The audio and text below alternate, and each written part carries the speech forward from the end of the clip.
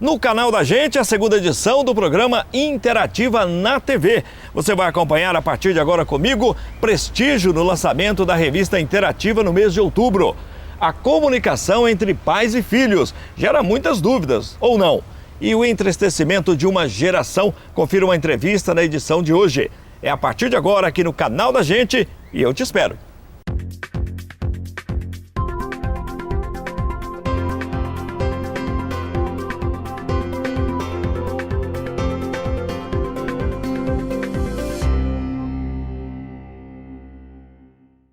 O programa Interativa na TV tem o objetivo de orientar, de despertar, né? Esse foi, sem dúvida nenhuma, traçado desde o começo o nosso objetivo. Como também é o da revista Interativa na sua versão impressa, para auxiliar principalmente a pais. Comunicação entre pais e filhos foi o primeiro tema. Tema que, aliás, né, se desenvolveu ao longo de toda a semana pelo nosso e-mail, pelas redes sociais. E você vai acompanhar um pouco desse desmembramento aqui dentro do programa. Programa que tem o objetivo de auxiliar vocês. Vocês que são pais, vocês que são avós, vocês que são cuidadores e pessoas responsáveis, né, pelas nossas crianças, já que as crianças estão hoje num mundo muito difícil, de muita pressão, de muita cobrança, porque os pais invariavelmente têm que trabalhar. Essa é a principal questão que tem afastado os pais de seus filhos, tirando principalmente as mães de casas. Mas é um assunto que a gente vai tratar aqui dentro do programa. Nosso primeiro atrativo desse programa de hoje, o que aconteceu no lançamento da revista Interativa. Muita gente, muitas famílias prestigiando. Confira.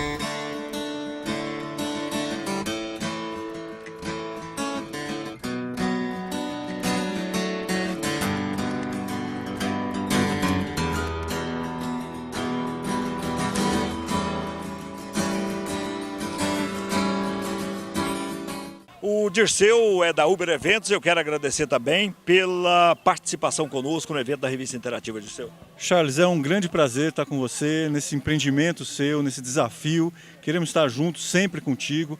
E o que você precisar da Uber Eventos, conte conosco, que estaremos juntos sempre. Pra você guardei o amor que sempre quis mostrar, o amor que vive em mim, vem visitar, sorri, vem colorir solar, vem esquentar e permitir. Quem acolher o que ele tem e traz. Revista Interativa quer fazer um agradecimento ao Júlio da Brasília Pizza, que participou conosco nesse evento. Muito obrigado por estar nos apoiando também. Eu que agradeço, Charles, pelo convite. Para nós é muito bom ter isso, mostrar para o seu público, é um público muito interessante, uma revista que fala da família. Eu acho que é um tema que está sendo pouco abordado, mas agora com a revista, né, vem a melhorar e trazer isso para a sociedade de Uberlândia. E nessa manhã uma pizza doce, nada mais para adoçar a vida das pessoas. Com certeza, uma ótima opção para o café da manhã, escolhida até por você, né, pelo próprio Charles. Um jeito meu de me mostrar, achei lendo em você, explicação nenhuma isso requer. Interatividade, essa é a nossa proposta, não só no programa de televisão aqui no canal da gente, mas também na revista impressa e através de nossas redes sociais. Isso é o que podemos afirmar para vocês. Para começar essa interatividade, a partir de agora então, dúvidas sobre o tema comunicação entre pais e filhos.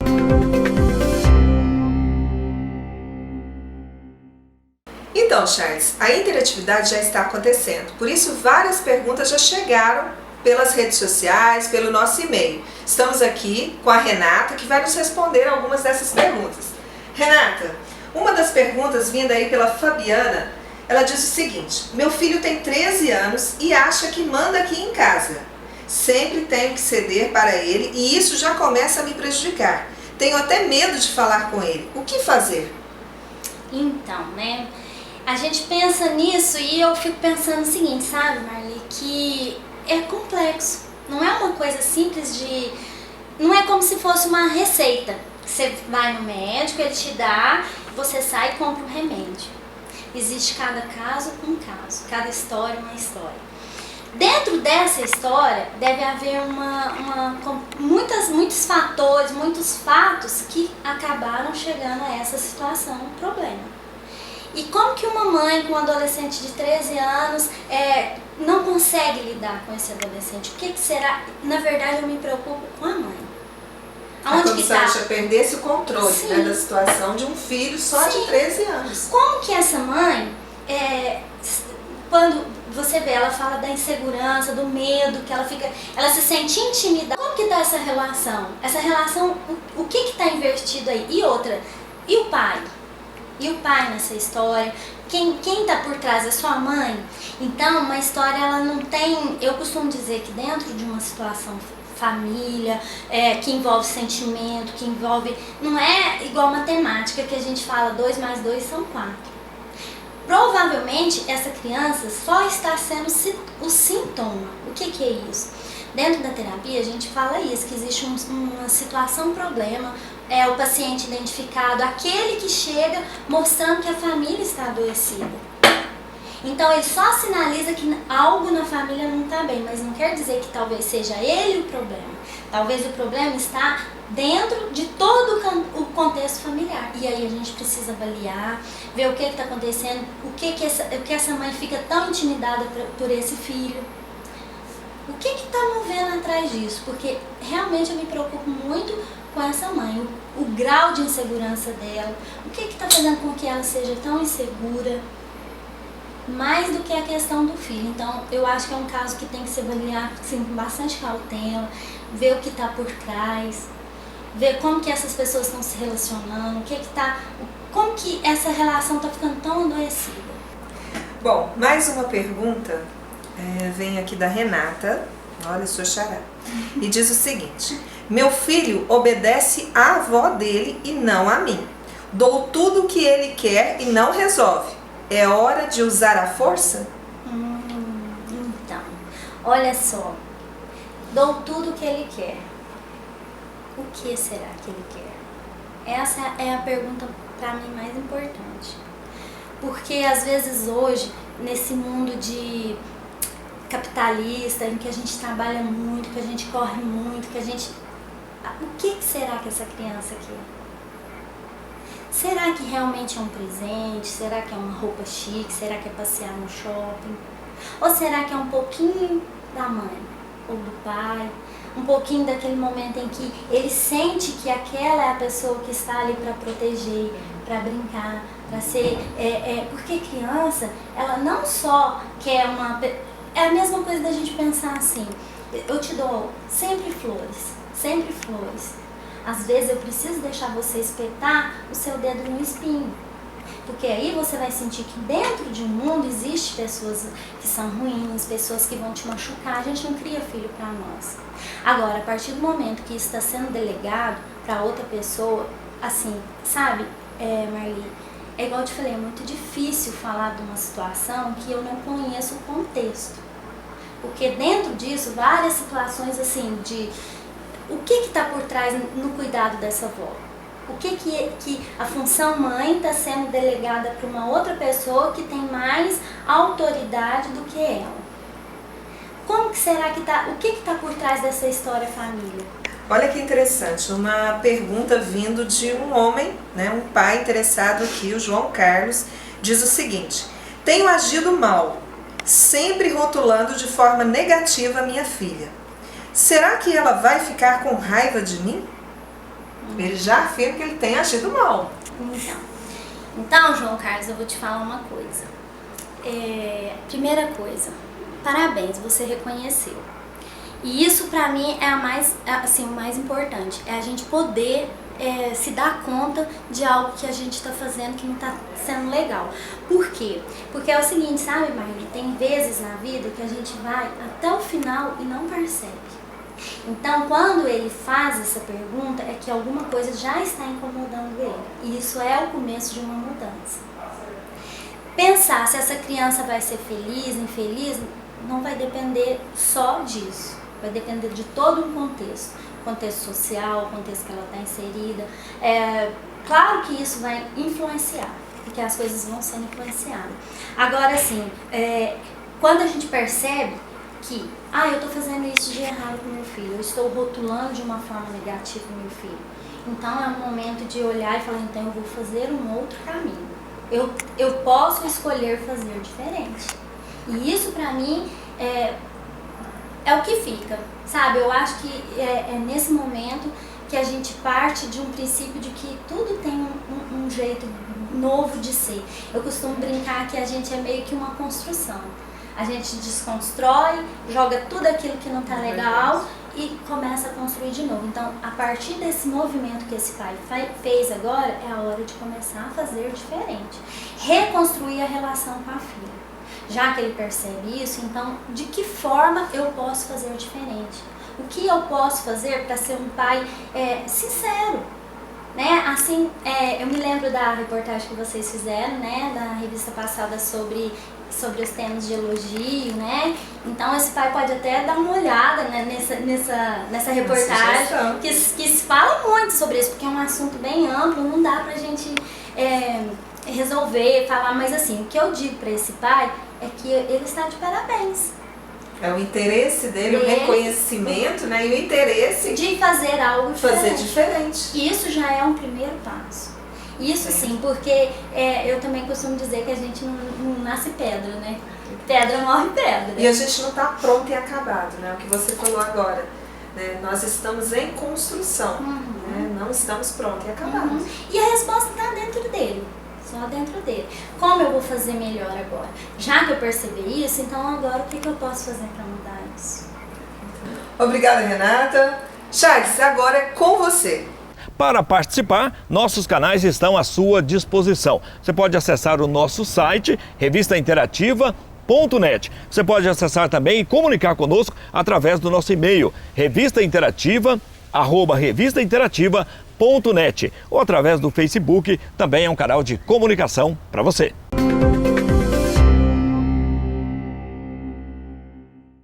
O programa Interativa na TV está de volta aqui pelo canal da gente e neste bloco nós vamos falar sobre uma reportagem que saiu na última edição da revista Interativa. Eu estou ao lado da psicóloga Ivana Camilo para a gente falar exatamente sobre Augusto Cury, famoso psiquiatra, né, psicanalista, escritor e que colaborou conosco também nessa edição da revista e que trouxe aqui como tema como a atual geração está entristecendo. Isso é verdade, Ivana? Isso é verdade, Charles. Primeiro, obrigada pelo convite, por estarmos aqui falando aos pais, às famílias, né? A nossa geração de hoje, ela realmente tem uma condição que o próprio meio social, as pressões sociais que estão acontecendo dentro das famílias, estão levando as nossas crianças a se sentirem um pouco mais fragilizadas. Essas pressões, elas vêm desde ao tempo que os pais hoje precisam estar fora de casa, a exigência cada vez maior em cima das próprias crianças, né? Do ensino, da educação, das responsabilidades que elas acumulam, né? Esse entristecimento pode ter a ver com toda essa sobrecarga emocional que vem sobre a criança, que muitas vezes está sozinha, está desamparada, está sendo cuidada por outras pessoas que não seus próprios pais, né? E esse entristecimento vem também de um certo distanciamento. À medida que os pais vão cumprindo as suas obrigações, as suas responsabilidades, perdem um pouco daquele momento de estar ao lado do filho, de ter aquela conversa olho no olho, de ter disposição para estar acompanhando o filho a todo momento nas suas atividades, nas suas responsabilidades. Isso exige muito dos pais. E os filhos querem esse acompanhamento, essa proximidade. Então, isso pode estar afetando, né, esse estado emocional e levar a criança a ficar um pouco mais retraída, um pouco mais triste, um pouco mais insatisfeita com aquela realidade que ela vive em casa. Duas questões colocadas em cima disso. Primeiro, o que fazer? O que fazer para tentar, vamos dizer, remediar, ou para tentar consertar, para tentar ir no outro lado, né, dessa questão e não deixar que isso aconteça? É muito difícil a gente interferir no lar de uma família, né, e dizer para os pais assim, tenha mais tempo para o seu filho. Essa afirmação, ela parece óbvia, né, e ao mesmo tempo muito desafiadora para os pais. Afinal, a responsabilidade bate mais alto, né, o financeiro, as contas a pagar. Então, é uma coisa que a gente, enquanto terapeuta, quando nós estamos lidando com a família, é algo que a gente leva para a família refletir, mas isso volta para a gente com uma carga de responsabilidade de pensar junto, né? Pois é. E agora, o que eu faço? Eu tenho todas essas responsabilidades para cumprir e você me disse que eu preciso ter tempo para estar ao lado do meu filho. Olha, a organização de uma rotina dentro de casa, ela é fundamental. A criança, desde quando ela nasce até o momento que ela estiver sob a responsabilidade dos pais, a rotina ela tem que ser participativa dos pais com a criança. Então nós, enquanto pais, nós precisamos saber a todo momento aonde nossos filhos estão, o que eles estão fazendo, com quem eles estão.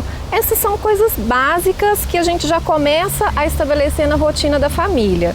Se o pai não pode estar presente, então essa criança, esse jovem, ele está num ambiente de certo modo controlado, que você tem acesso, que você conhece, que você sabe como é esse ambiente. Então o primeiro passo é a organização dessa rotina familiar e incluir nessa organização da rotina familiar os momentos de lazer da família juntos, né, onde o filho tem também a opção de escolher, né, o que eu gostaria de fazer pelo menos um dia da semana, que a escolha seja do filho, que tenha o momento também que o filho vai fazer um programa que é a escolha dos pais também, né, para a gente poder fazer essa troca, respeitar as individualidades, para os pais poderem acompanhar seus filhos nas coisas que os interessam.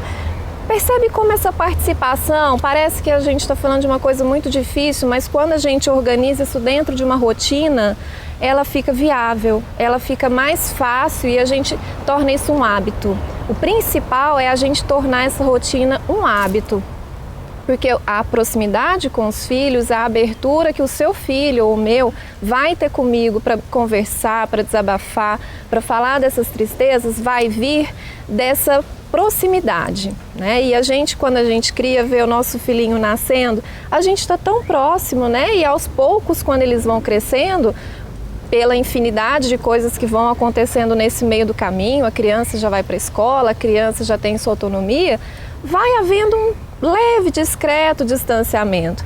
E aí, quando ele vai chegando na fase jovem até o adulto, esse distanciamento vai aumentando. E a gente precisa compreender isso e saber estabelecer até onde eu posso melhorar essa proximidade. E ela vem muito através dessa organização da rotina familiar. A outra questão, voltando lá atrás, o entristecimento dessas crianças de hoje, né, de um modo geral, como você já explicou, como será esse adulto amanhã? Olha, esse entristecimento, ele traz uma série de adoecimentos, né? Junto com essa tristeza, a gente pode estar associando ela a uma hipótese, né, de uma depressão infantil. A gente pode ter também uma hipótese de uma criança que está frustrada, né, com toda essa condição familiar. Isso não tratado, isso não acompanhado, não percebido, vai me levar para uma fase adulta com sintomas tal qual eu estava no momento em que eu comecei a sentir esse embotamento, né, essa tristeza, ou um agravamento na fase adulta.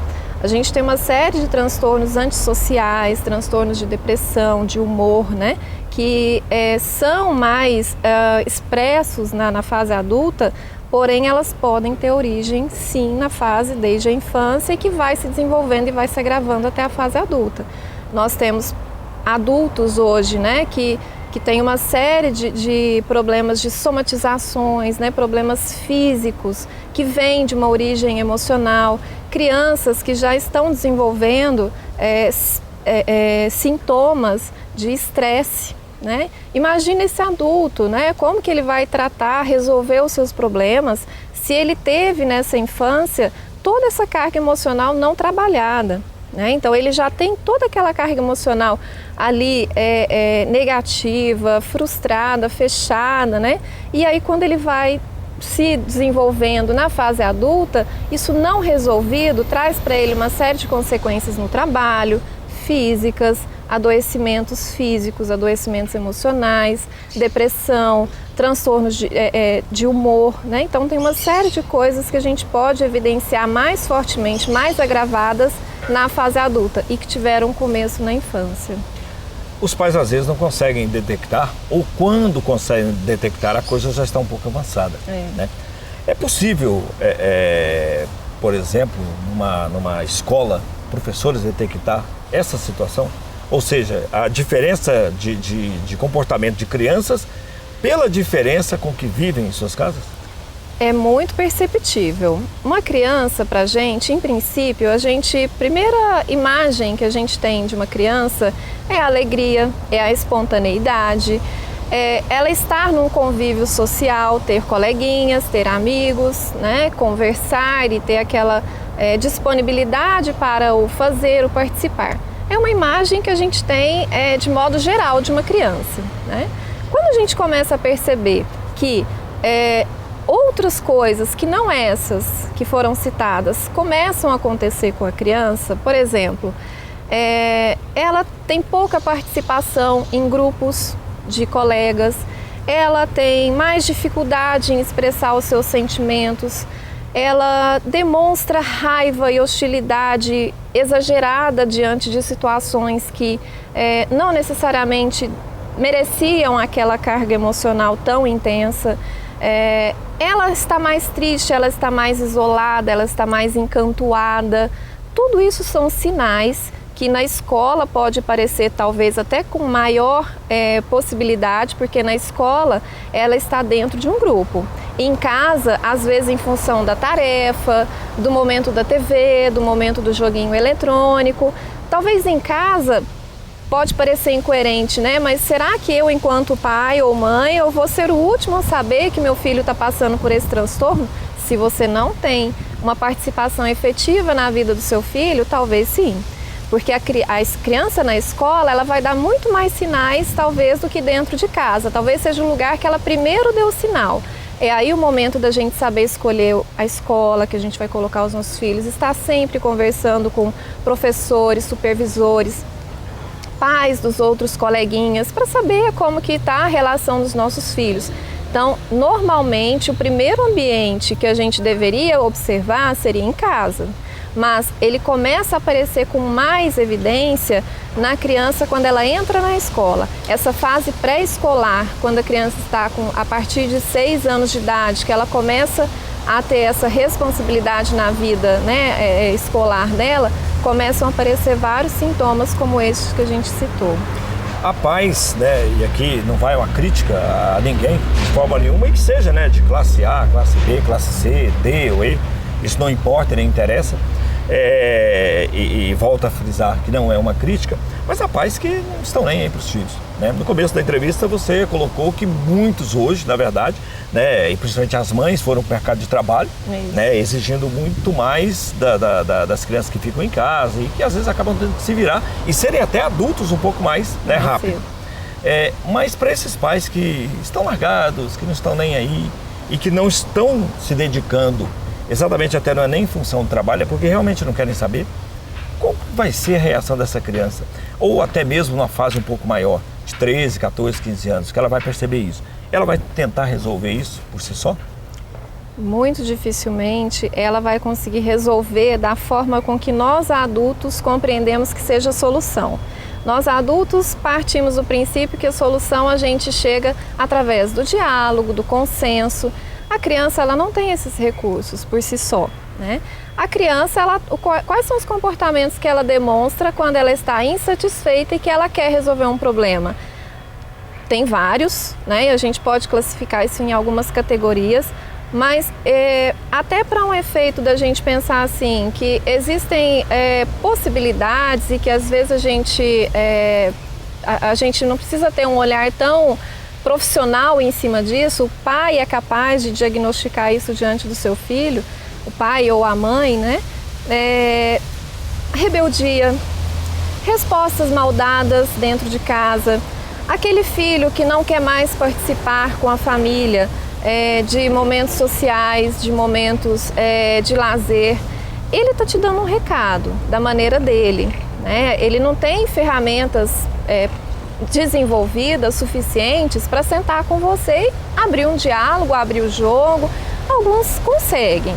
Tem muitas famílias que conseguiram transportar isso para os filhos, ensinar que uma boa conversa, que sentar à mesa e falar sobre os nossos problemas ajuda a resolver, mas pela criança, na sua natureza, ela vai trazer isso de outras formas, né? Como essas que eu já citei, a rebeldia, o isolamento, a falta de interesse.